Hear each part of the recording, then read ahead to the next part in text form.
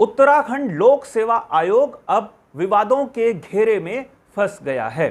आयोग के एक पूर्व सदस्य फंसते हुए नजर आ रहे हैं। उन पर एक महिला ने आरोप लगाया है कि चयन करने के एवज में सदस्य ने उनसे शारीरिक संबंध बनाने की मांग की थी और साथ साथ पैसे की भी डिमांड की गई थी। महिला का दावा है कि लिखित परीक्षा में वो टॉप 5 कैंडिडेट्स में शामिल थी, लेकिन जब उसने आयोग के सदस्य तत्कालीन सदस्य की मांग पूरी नहीं की तो उसे सिलेक्ट नहीं किया गया। 3 साल पहले इस प्रकरण की शिकायत महिला ने पुलिस को सौंपी थी, लेकिन पुलिस ने उस समय कोई कार्रवाई नहीं की। अब जब उत्तराखंड अधीनस्थ सेवा चयन आयोग में भर्तियों में गड़बड़ी का मामला खुलने लगा तो महिला की बात एक बार फिर से सुनाई देने लगी।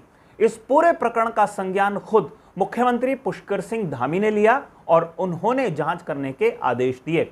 इसके बाद राज्य के डीजीपी अशोक कुमार ने पूरे प्रकरण की जांच देहरादून के एसएसपी को सौंप दी है। महिला का दावा है कि उनसे पुलिस अब तक 8 बार पूछताछ कर चुकी है, लेकिन नतीजा नहीं निकला। अब नए सिरे से जांच होने जा रही है। पूरा प्रकरण क्या है मैं आपको विस्तार से बताऊंगा, लेकिन अपने इस प्रकरण पर मैं आगे बढ़ूं उससे पहले आप तमाम सम्मानित दर्शकों से आग्रह है, अगर आपने अभी तक हमारे इस चैनल को सब्सक्राइब नहीं किया है तो इस चैनल को सब्सक्राइब आप जरूर कर लीजिए।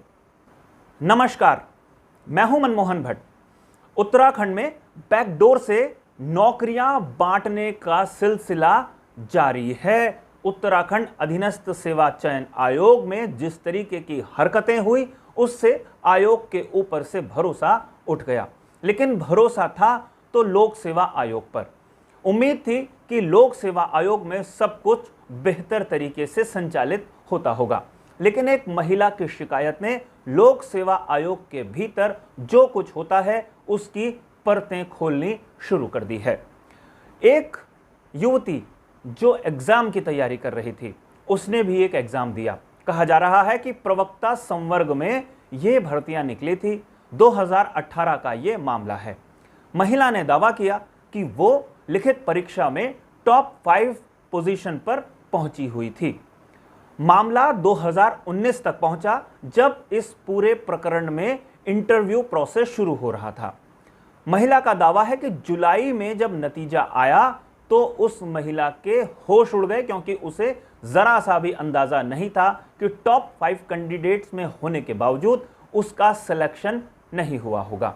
इसके बाद महिला ने सारी कहानी एक एक करके बयां करनी शुरू की। वो ठीक 1 महीने पहले की कहानी पर पहुंच गई, यानी जून 2019 की बात महिला बताने लगी। वो बताती है कि कैसे आयोग के तत्कालीन सदस्य पूर्व जज जयदेव सिंह शाह ने उनसे संपर्क किया, उन्हें मिलने के लिए बुलाया। मिलने का कारण था कि डॉक्यूमेंट्स की जांच करनी है। डॉक्यूमेंट्स की जांच के नाम पर देहरादून के भीड़ भाड़ वाले इलाके रिस्पना पुल के पास यह मुलाकात तय हुई। महिला दावा करती है या शिकायत करती है कि जयदेव सिंह शाह उसके बाद उसे देहरादून के एक अपार्टमेंट में ले गए और वहां उनके साथ छेड़छाड़ की कोशिश की। वो आरोप लगाती हैं जयदेव सिंह शाह पर कि उन्होंने उनसे शारीरिक संबंध बनाने की मांग की और साथ साथ चयनित होने के लिए पैसे की भी डिमांड की। अब ये दोनों डिमांड उस महिला ने पूरी की या नहीं की इस बारे में तो कोई तथ्य नहीं है, लेकिन जब अगले महीने यानी जून 2019 का प्रकरण महिला बताती है और जुलाई 2019 में जब इस पूरे एग्जाम के नतीजे आए तो महिला का नाम चयनित अभ्यर्थियों की सूची में नहीं था। इसके बाद महिला ने आयोग के उस समय के सदस्य जयदेव सिंह शाह से बात की।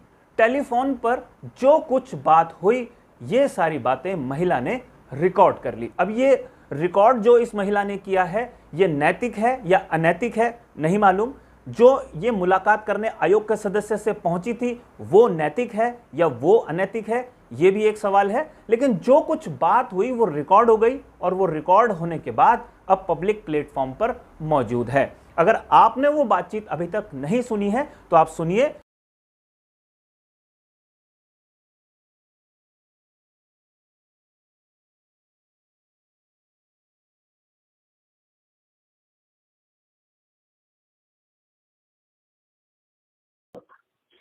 Hello sir.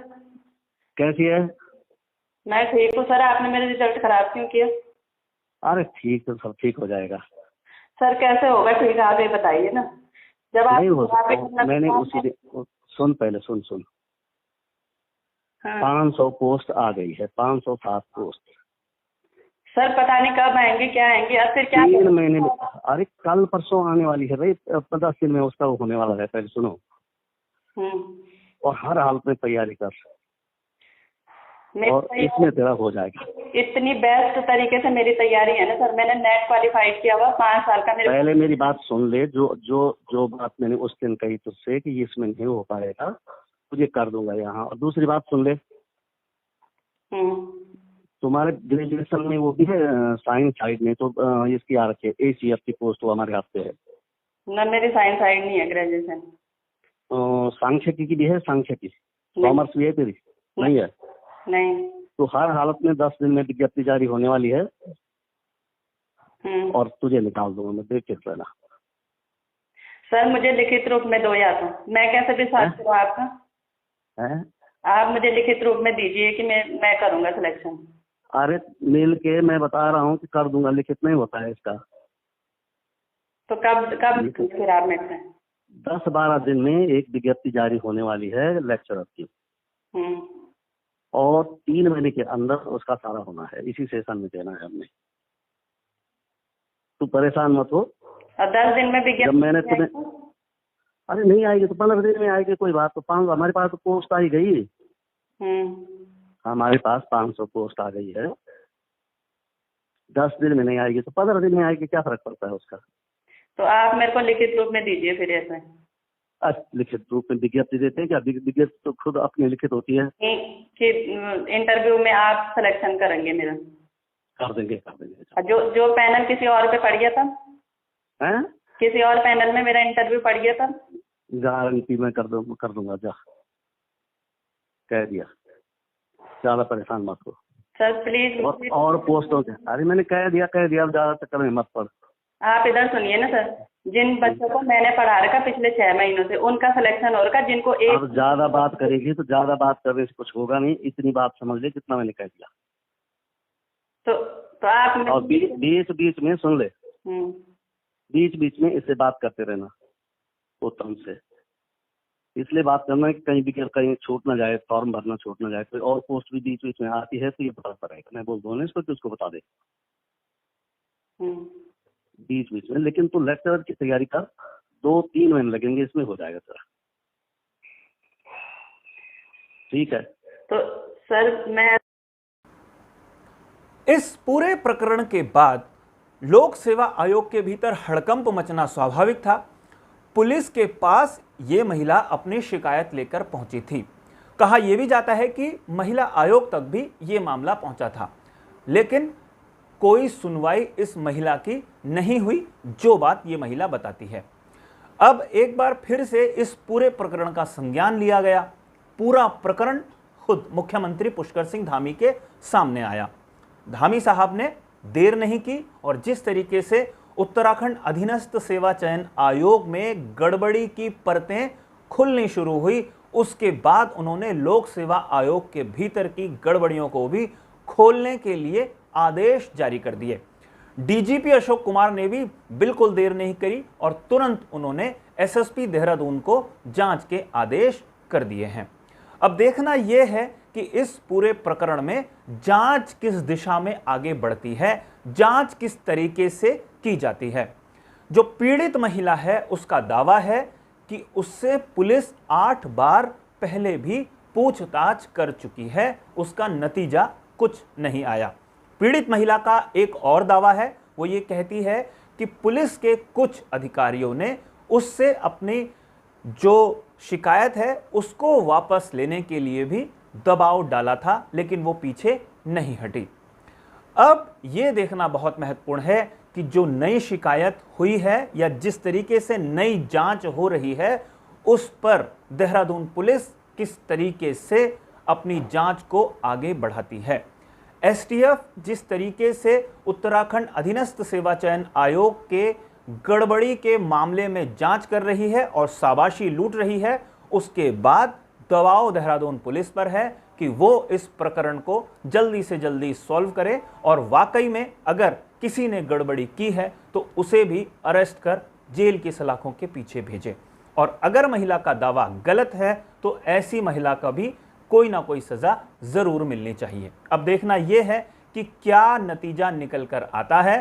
फिलहाल लोक सेवा आयोग में जो भर्तियां होती है उस पर भी सवाल खड़े करने की कोशिश की गई है। नतीजा क्या निकलेगा, जांच की रिपोर्ट ये तय करेगी।